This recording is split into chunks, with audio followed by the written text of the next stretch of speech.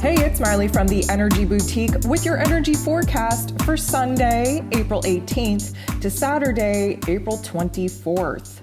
So last week we were still adjusting to the new vibe, the new frequency that the new moon in Aries brought us. We had a little bit of a switch up in energy with Venus entering into Taurus, kind of slowing things down, making us kind of reevaluate, refocus on our relationships, on our money matters, on our own self-worth and value.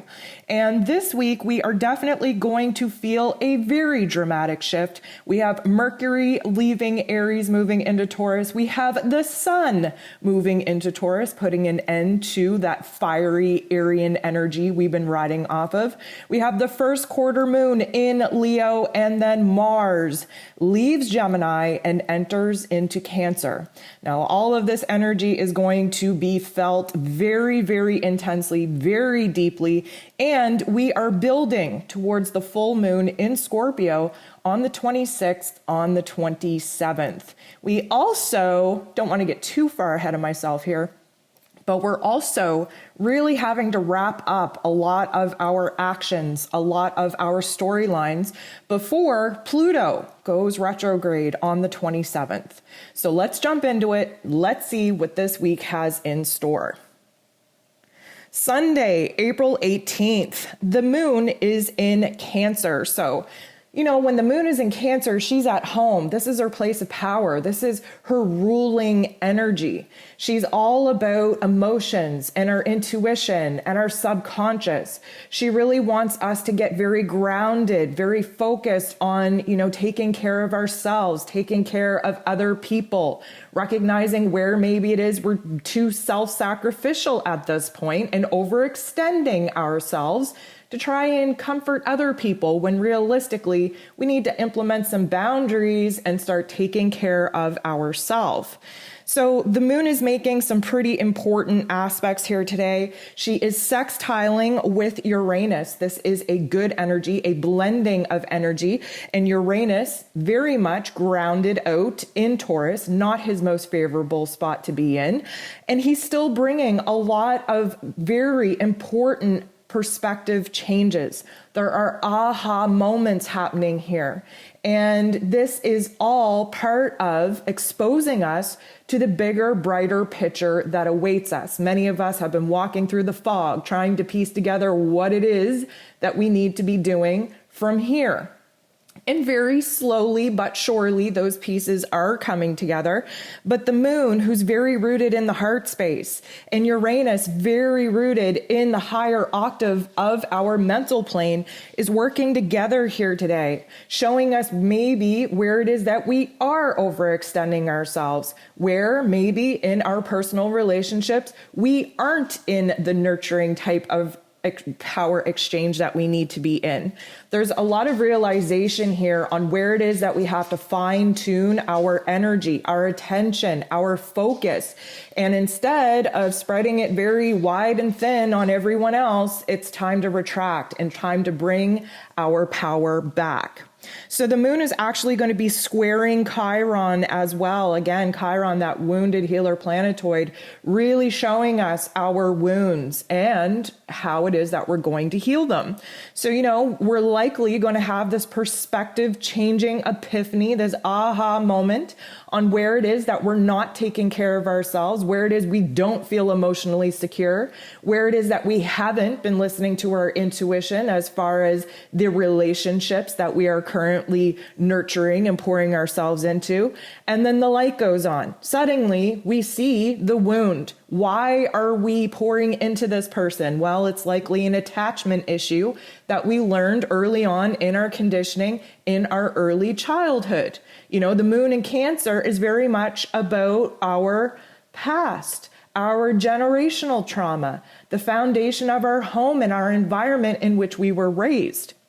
So many of us are awakening to the fact that we are in relationships that aren't nurturing, not encouraging, not supportive, and that mimic very closely a relationship that you might have observed when you were younger in the childhood home with the mentors, with the elders, in which, really kind of taught you the condition of experience of what a relationship is going to look like.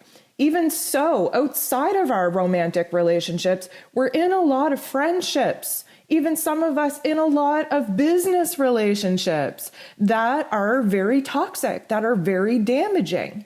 And so there is this aha moment of awakening where we're like, damn, we are repeating the same patterns and behaviors in every single relationship that we're pouring into. And so from that comes a perspective on how it is that we're going to heal that. Are we going to cut the cord altogether? Are we going to create time and distance and space in between those relationships? Are we just going to, retract our energy and attention just a tad and start putting that energy into ourselves and see how the other person responds? This is really a time for refinement. We are really having to look at what we find of value, what we find to be worthy of our time, energy, and effort. And there's a huge realization coming to the surface right now that most of the people that we are pouring into are not worth it. Now, does that sound harsh? Maybe, but it is the cold, hard truth of what has to be done as far as having these realizations before we can take action and really make some changes in our realities. So the moon is going to go ahead and actually make an aspect with Saturn as well. Saturn, again, being the Lord of Karma, really showing us the structures, the foundations, the systems that we have created, that we are a part of, and where they are breaking down. So, Saturn has been a long time teacher, if you will, trying to show us, especially in 2020, where the foundations in our lives are not strong enough to house the kind of dreams and plans and evolution that we are currently planning.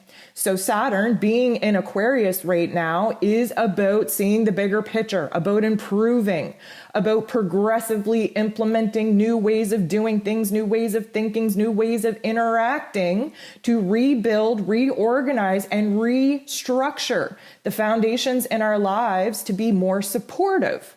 So here we have all of this energy kind of circulating today around our relationships, around where it is that we overextend ourselves, around having these aha moments on where it is that we need to reorganize our energy, focus, and attention, and maybe open ourselves up to trying new things, interacting in a new way, pulling some of our energy and power and attention back onto ourselves and see how other people respond to that. That is a very clear indicator. When you retract some of your energy, you take some of your power away from some of the people you've been pouring into, that is a huge indicator on how it is that they actually think and feel and place you in their lives based on how they respond to you pulling back.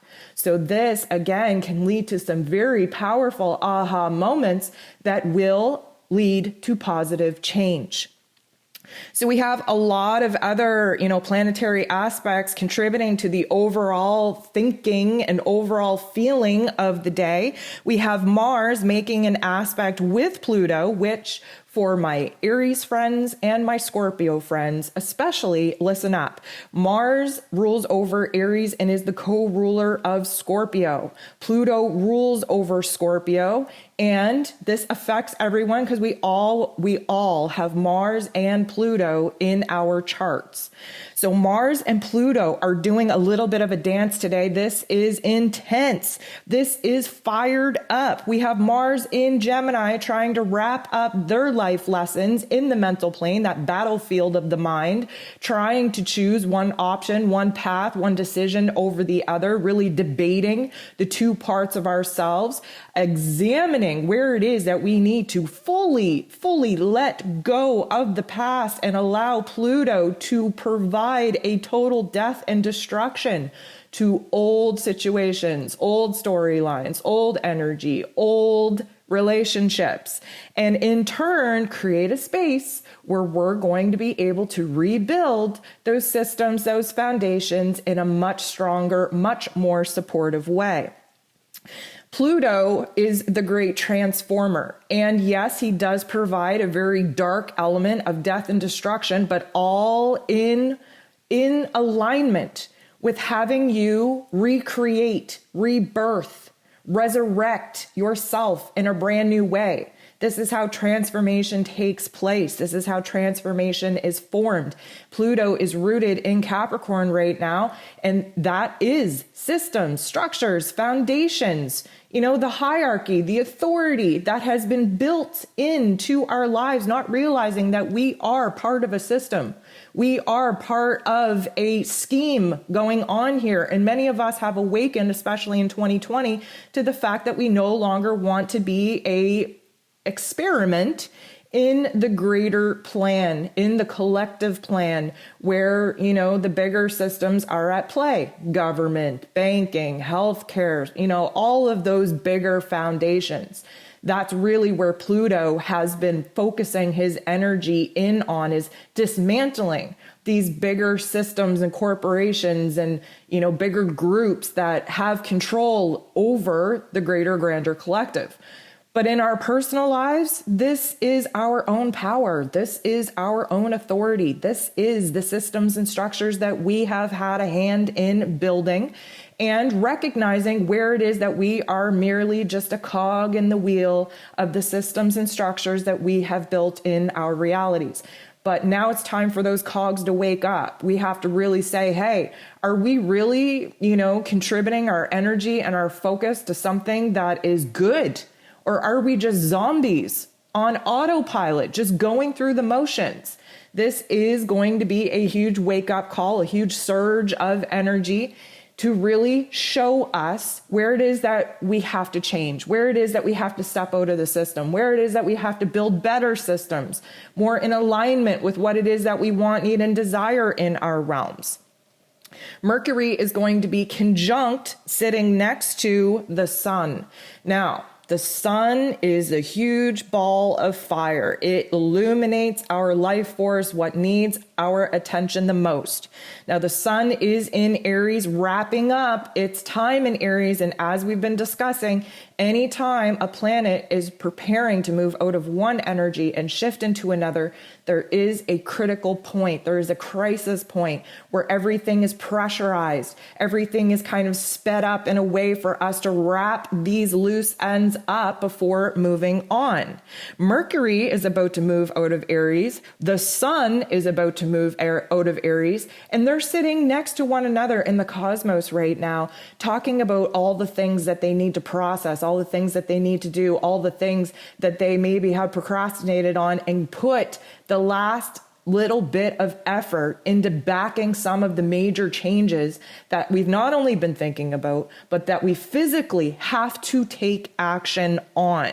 Now, this can be very overwhelming in our mental plane, and I want to prepare you that your thoughts, your feelings might be all over the place. I'm going to advise you not to make any solid decisions until this energy kind of passes, because the sun is so close to Mercury that it kind of, lights it on fire, if you will. So there's a lot of overwhelming information coming into our mental planes.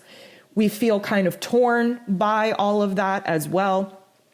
Yes, there is a huge opportunity, especially compounded with all the other energies taking place throughout the day, that we have a beautiful window of opportunity to have a true, pure, raw, authentic understanding of ourselves, of other people that we're, in relationships with, that we're in an energy exchange with, and for the path forward. So, there's been a huge, huge burst of energy in the mental plane here, in our heart space, in our physical energy, because we are in a brand new cycle. We are in Aryan energy. That is a push forward. It is a fire energy.